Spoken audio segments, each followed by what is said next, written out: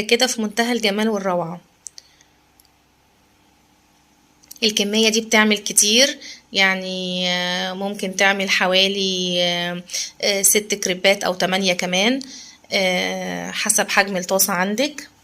انا بتكلم على الحجم اللي معايا ده، وبجد واحدة بتشبع جدا جدا جدا. الشوفان يا جماعة بيشبع بطريقة فظيعة، وبجد شكله طالع زي ما انتوا شايفين كده في منتهى الجمال، وطعمه حقيقي تحفة.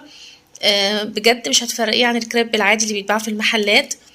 الفرق ان هو بالشوفان مغذي ومفيد وصحي وفي منتهى الجمال والروعة، وتحسي كده ان انتي بتاكلي حاجة لذيذة، يعني مش ما تحسيش بأي حرمان وانتي بتعملي دايت، او حتى لو مش بتعملي دايت وعايزة تاكلي اكل صحي.